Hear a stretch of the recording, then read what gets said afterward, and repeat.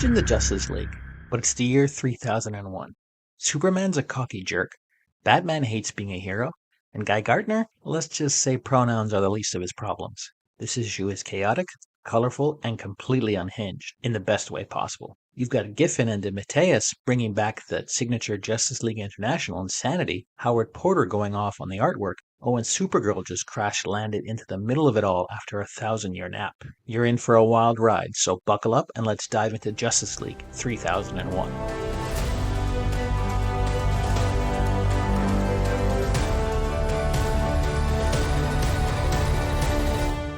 As Lois Lane, in disguise as Ariel Masters, continues to plot the death of the Justice League, our Leaguers are neck-deep in Starro drones on Wooden 12, where Starro Prime has taken over the entire planet.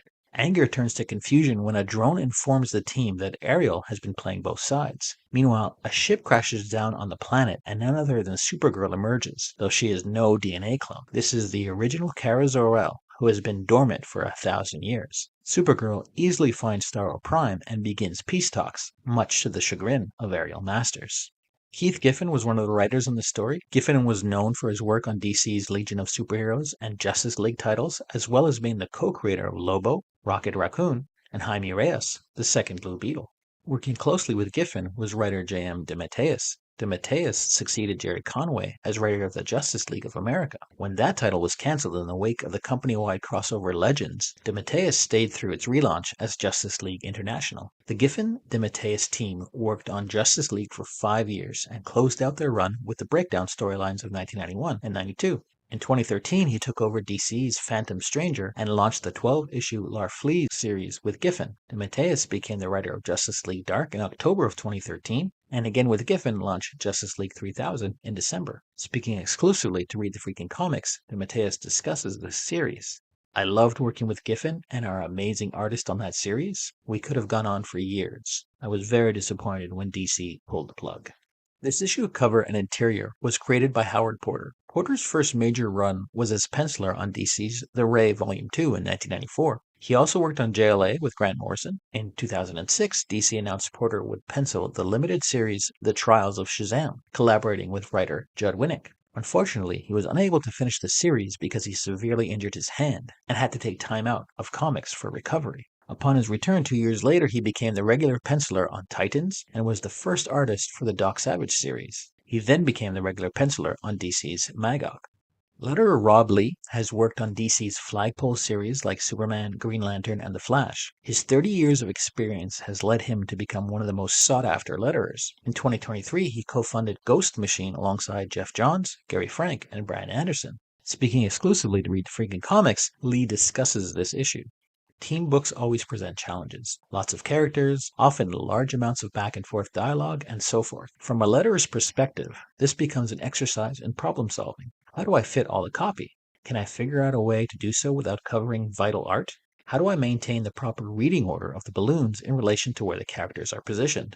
You really need to stay focused and engaged with the story in order to do your part in helping present the story. DeMatteis and the late great Keith Giffen were masters at crafting an entertaining, bouncy story. In their work, you'll find action and interaction, and usually there's a good deal of humor in the mix. Howard Porter certainly gave the readers their money's worth, didn't he? There's a ton of activity, but he handled it all beautifully. I bet he's still icing his drawing hand.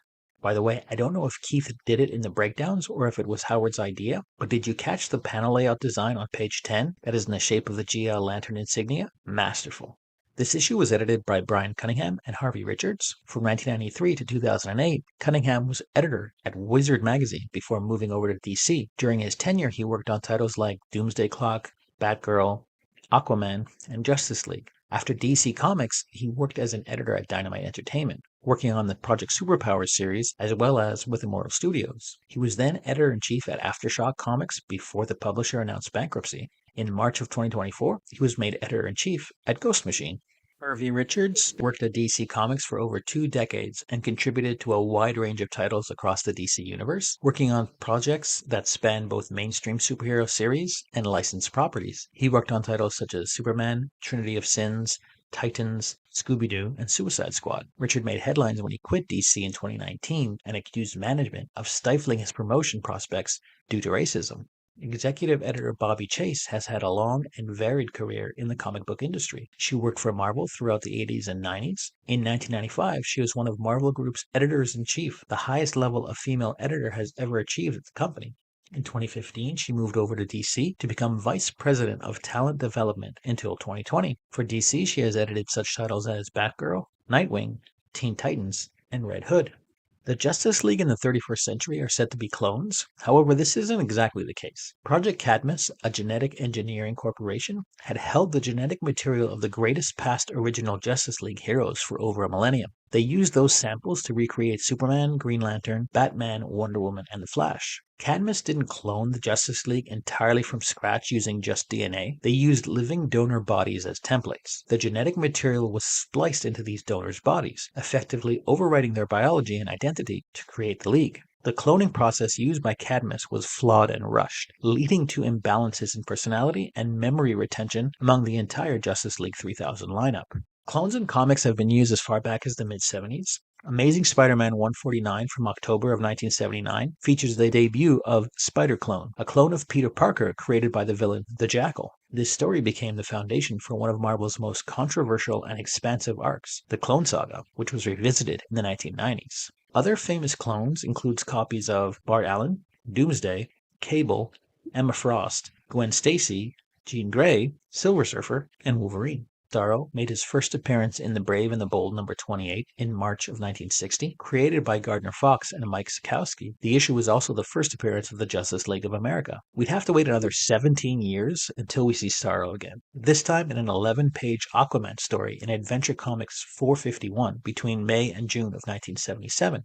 It appeared again only 4 years later in a two-part story of Justice League of America 189 and 190 from 1981. It made several other appearances in several different titles and universes within the DC Comics multiverse. Experimentation and exploitation of Starro was one of the main plot points in James Gunn's 2021 The Suicide Squad. Starro is an alien conqueror and humanoid central mind commanding spores. An asexual creature, Starro's spores are capable of generating clones that act in accordance with the original's will. Clones are parasites by nature and can attach themselves to a humanoid's face and subsequently take over the host's central nervous system. Originally, the first Starro could transform Earth's starfish into duplicates of itself equal to it in size and power. Interestingly enough, a Japanese sci-fi film from 1956 called Warning from Space features Starro-like aliens called Parians who come to warn humanity that a rogue planet is on a collision course with Earth. It's worth noting that Starro co-creator Gardner Fox was known for his extensive knowledge of science fiction and maintained a vast collection of books and magazines, which he often drew upon for inspiration. This background suggests that he may have been aware of Warning from Space, but without direct statements from Fox or Sekowsky, any connection remains speculative.